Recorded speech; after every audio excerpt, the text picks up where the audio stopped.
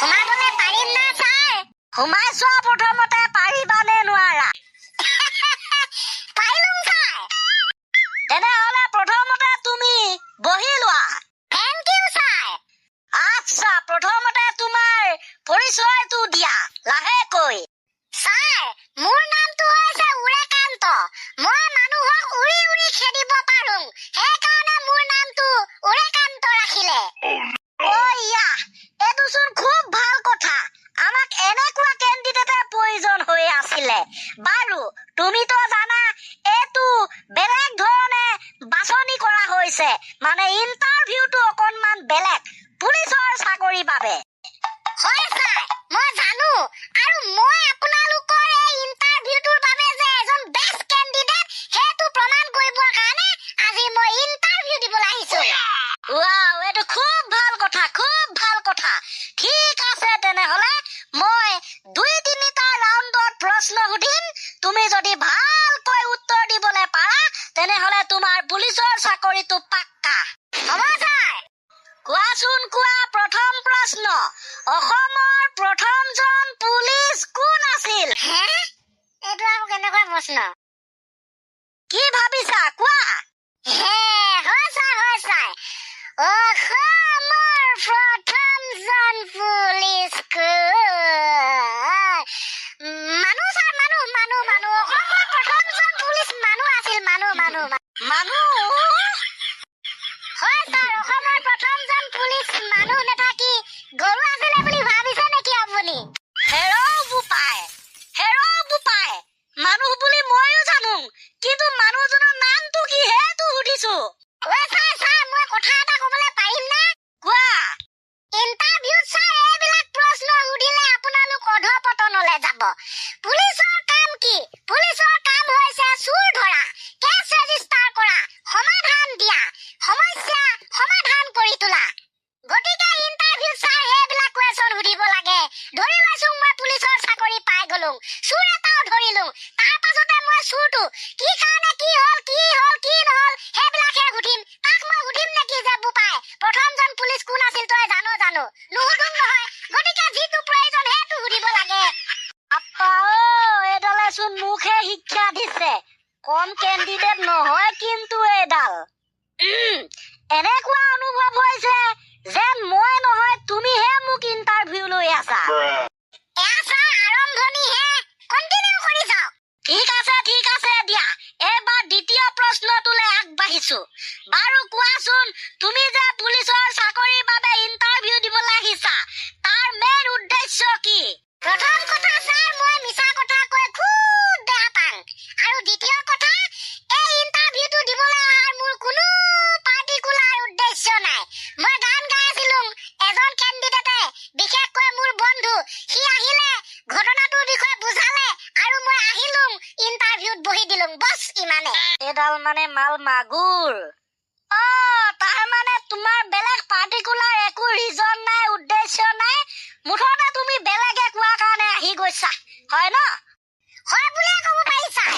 মই যদি চিম্পুল ভাষাত ক'বলৈ যাওঁ তেনেহলে তুমি বেলেগৰ মতেহে চলি আছা। হয় ছাৰ। বোপাই, এইটো খুব বেয়া কথা। সি কিবা কৰিব দিছে কৰিছা, সি ইণ্টাৰভিউ দিবলৈ আহিবলৈ কৈছে, তুমি আহিছা, বেলেগৰ মতে চলিলে নহব। মানে ছাৰ আপুনি ভুল বুজিছে। সি কেৱল কোৱাৰ কাৰণে মই নাহিলোহেঁতেন। সিও যে ইণ্টাৰভিউ দিবলৈ আহিছে সেইকাৰণে মই আহিলো। তাৰ মানে সি গু খালে তুমিও গু খাবা। মানুহে কৰবাত ছাৰ গু খায় নেকি? এজন দেখোন বেলেগ এক্সপাৰ্ট। ঠিক আছে দিয়া, প্ৰথম ৰাউণ্ড শেষ হৈছে। দ্বিতীয় ৰাউণ্ডৰ প্ৰথমটো প্ৰশ্ন, তুমি কি ভাষা ক'বলৈ জানা? মই ছাৰ অনলি অসমীয়া ভাষাটো ক'বলৈ জানো। অসমত আছো যেতিয়া অসমীয়া ভাষাই শিকিম, বেলেগ ভাষা নিশিকো। জয় আই অসম। ধৰি লৈছো মই তোমাক ট্ৰেফিক পুলিচৰ বাবে চিলেকশ্যন কৰি দিলো। এতিয়া তুমি ডিউটি মাৰি আছা, ইফালৰ পৰা এখন বাইক আহিছে, যিজন বাইক চালক হেলমেট পিন্ধা নাই, আৰু তুমি ৰখাইছা, ফাইন কাটিবলৈ চেষ্টা কৰিছা। আনফালে সেই ব্যক্তিজনে পুৰা ইংলিছত কৈছে, কিন্তু তুমি ইংলিছ বুজি পোৱা নাই, তেতিয়া কি কৰিবা? প্ৰথম কথা ছাৰ, মই মুখেৰে একো এটা শব্দই নেমাতো। সি কিবা এটা ইংলিছত ক'ব, মই হুচকে পিটকে মাৰিম। আকৌ কিবা এটা ক'ব,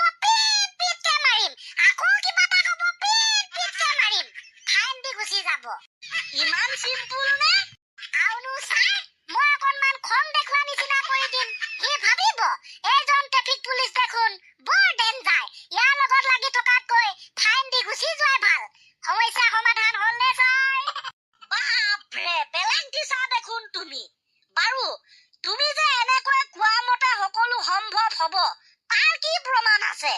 প্ৰথমতে আপুনি চাই সিলেকশন কৰাই তো লওক, তাৰ পাছতহে আপোনাক প্ৰমাণ দেখাব পাৰিম। মই যদি পুলিচৰ চাকৰি নেপালে তেনেহলে কেনেকৈ প্ৰমাণ দিম? সেইটো নোহোৱা নহয় অৱশ্যে। ঠিক আছে দিয়া, দুটা ৰাউণ্ড কমপ্লিট হৈছে। 3 নম্বৰ ৰাউণ্ডৰ প্ৰথমটো প্ৰশ্ন। ওকে ছাৰ, ধৰি লৈছো তুমি ইন্সপেক্টৰ চাকৰি পাই গলা। তোমাৰ তলৰ ষ্টাফবিলাকে চুৰ এটা ধৰি আনিলে, তোমাৰ ওচৰলৈ লৈ আহিলে। চুৰটোক ইমানেই সুধিছে সিহঁতে, কিন্তু সি চুৰ কৰা নাই বুলি কৈছে। হাতত সিহঁতে মাৰিছে, ভৰিত মাৰিছে, ইমানে মাৰিছে তথাপি চুৰে চুৰ কৰা নাই বুলিয়ে কৈ আছে। এতিয়া তুমি সেই চুৰজন সঁচা নে মিছা কেনেকৈ বিচাৰ কৰিবা? চকুৰ আগতে ভিচিওকে গুলি এটা ফুটাই দিম, চুৰ মিছা কথা কৈ হাত সাৰি যাব। ভয়তে একেবাৰে মুখৰ পৰা থৰ থৰকে সঁচা কথা ওলাই যাব ছাৰ। ৱাও, চিম্পল দেখোন। হয় ছাৰ, থেংক ইউ ছাৰ। ই সকলোবিলাক সহজভাৱে লৈ সমাধান দিব পাৰিছে। ইয়াক সিলেকশনটো কৰিয়ে দিওঁ নেকি?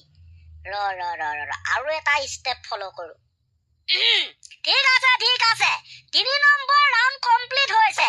এতিয়া একেবাৰে ফাইনেল ৰাউণ্ড 4 নম্বৰ ৰাউণ্ডত আমি প্ৰৱেশ কৰিছো। হ'ব ছাৰ? সাৱধান কিন্তু, ফাইনেল ৰাউণ্ড। ধৰি লৈছো তুমি পুলিচৰ চাকৰি পাই গলা।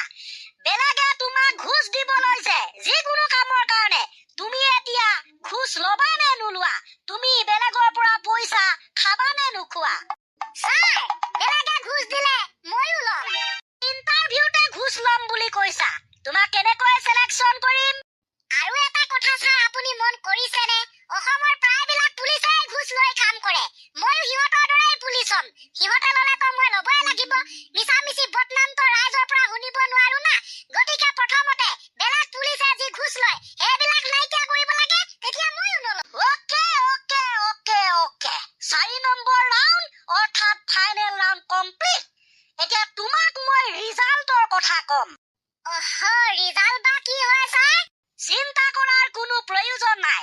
প্ৰথম ৰাউণ্ডত গম পালো যে তুমি মিছা কথা নোকোৱা, সঁচা কথা কোৱা, আৰু এজন পুলিচৰ বাবে এইটো আটাইতকৈ বেছি ভাল লক্ষণ।